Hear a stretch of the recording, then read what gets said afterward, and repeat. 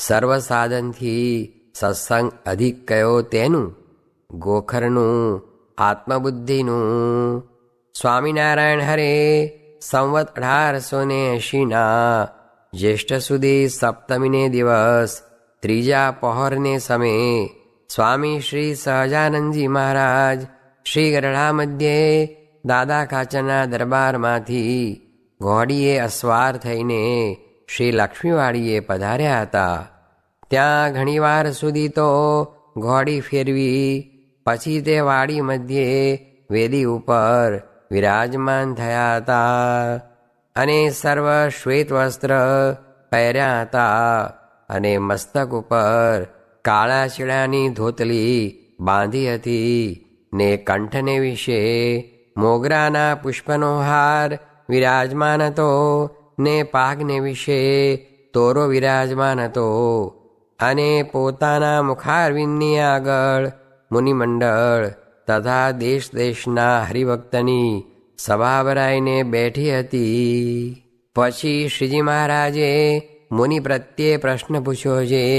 એકાદશ સ્કંદના 12મા અધ્યાયમાં શ્રી કૃષ્ણ ભગવાને ઉદ્ધવ પ્રત્યે કહ્યું છે જે અષ્ટાંગ યોગ, સાંખ્ય, તપ, ત્યાગ, તીર્થ, વ્રત, યજ્ઞ અને દાનાદિક એણે કરીને હું તેવો વશ થતો નથી જેવો સત્સંગે કરીને વશ થઉં છું, એમ ભગવાને કહ્યું છે.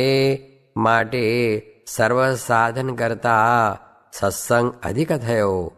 તે જેને સર્વ સાધન થકી સત્સંગ અધિક જણાતો હોય તે પુરુષના કેવા લક્ષણ હોય.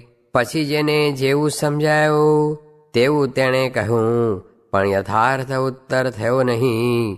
પછી શ્રીજી મહારાજ બોલ્યા છે, જેને ભગવાનના સંતને વિશે જ આત્મબુદ્ધિ છે, જેમ કોઈક રાજા હોય ને તે વાંઝિયો હોય ને પછી તેને ઘડપણમાં દીકરો આવે, પછી તે છોકરો તેને ગાળો દે ને મૂછો તાણે તો પણ અભાવ આવે નહીં, અને કોઈકના છોકરાને મારે તથા ગામમાં અનીતિ કરી આવે તો પણ કોઈ રીતે તેનો અવગુણ આવે જ નહીં.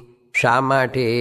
જે એ રાજાને પોતાના દીકરાને વિશે આત્મબુદ્ધિ થઈ ગઈ છે.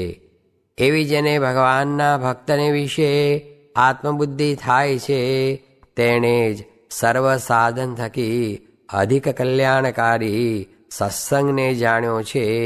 એ વાર્તા ભાગવતમાં કહી છે જે યસ્યાત્મબુદ્ધિ ગુણપેત્રિધાતુકે સ્વધિ કલત્રાદિષુ ભૌમ ઇજ્જદિ યતીર્થબુદ્ધિ સલિલેન કરહિચિત જનેષુ અભિજ્ઞેષુ સ એવ ગોખરઃ. એ શ્લોકને વિશે એ વાર્તા યથાર્થ કહી છે.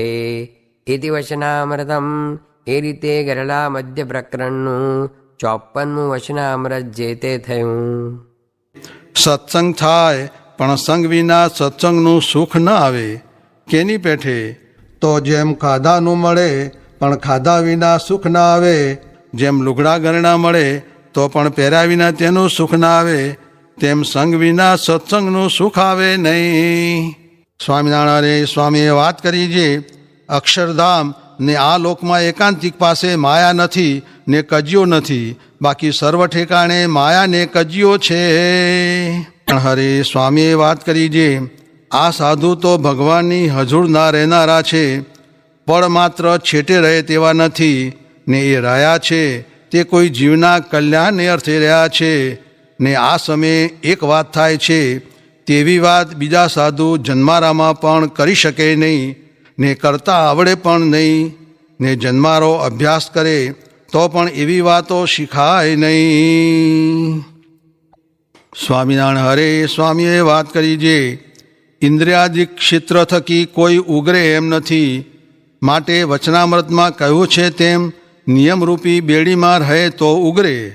ને બ્રહ્માદિ કાંઈ અણસમજુ કે અજ્ઞાની નહોતા, પણ એને મોટા સાધુ વિના બીજા કોઈ જીતાવી શકે જ નહીં. ને મોટા સાધુ છે તે કળ બતાવે, છળ બતાવે અને જુક્તિ બતાવીને ઇન્દ્રિયોને જીતાડે ને મોક્ષ પણ કરે. માટે પોતાનું બળ મૂકીને મોટા સાધુને બાજી પડવું ને અંતઃકરણ ઇન્દ્રિયનું તો માનવું જ નહીં ને પોતાને બળે જીતવા જાય તો સામું બંધન થાય. ત્યાં રાજાની રાણીએ 6 દીકરાને વૈરાગ ચડાવીને ત્યાગી કર્યા તેની વાત કરી ને બીજું દૃષ્ટાંત દીધું જે ઉપાધ્યાયને 100 વાર ઊને પાણીએ ધુએ ને ચંદન ચોપડે ને ધૂપ દે તો પણ વાછૂટ થાય ત્યારે એવી ને એવી જ ગંધાઈ આવે. તેમ સર્વ ઇન્દ્રિયો અંતઃકરણ એવા મલિન છે તે શુદ્ધ થાય તેવા નથી. માટે એનું માનવું જ નહીં ને પોતાને નિજાત્માનમ બ્રહ્મરૂપમ માનવું એટલે સર્વે જીતી જ ચૂક્યો.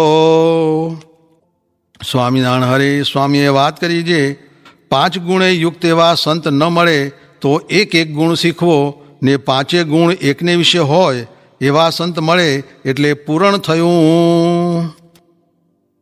સ્વામિનારાયણ હરે સ્વામીએ વાત કરી છે સાધુ સાચા છે તેમાં અસાધુની બુદ્ધિ રહે તે વિપરીત ભાવના છે.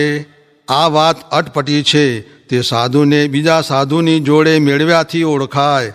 તે ઉપર મુનિ બાવાના દૃષ્ટાંત દઈ ઘણીક વાત કરી. સ્વામિનારાયણ હરે સ્વામીએ વાત કરી છે વરતાલથી પધાર્યા તે દિવસ વાત કરી છે આકુતિ ચિતિ ચાપલ્ય રહિતા નિષ્પરિગ્રહ એવા 64 લક્ષણ સાધુના હોય ત્યારે સાધુ થવાય.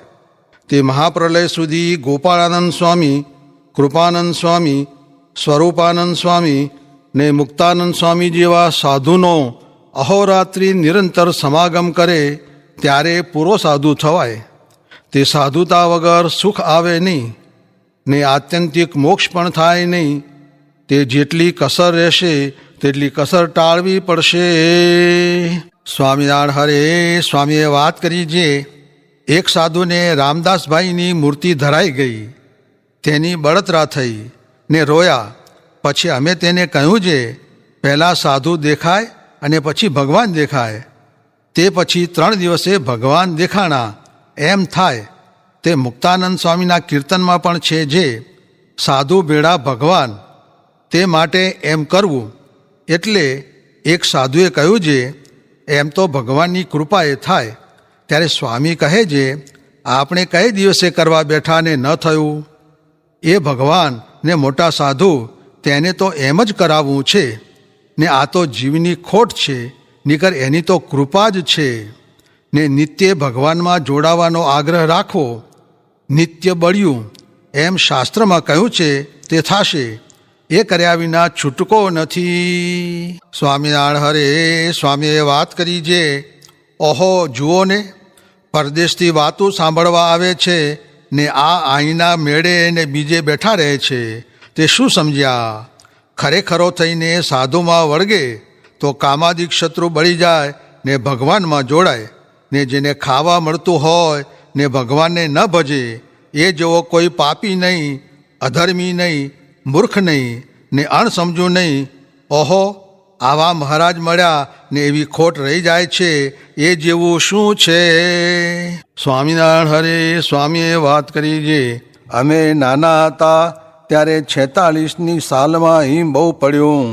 તે ગોળામાં પાણી લેવા જાય ત્યાં માહી પાણી ઠરી ગયેલ એવું પડેલ.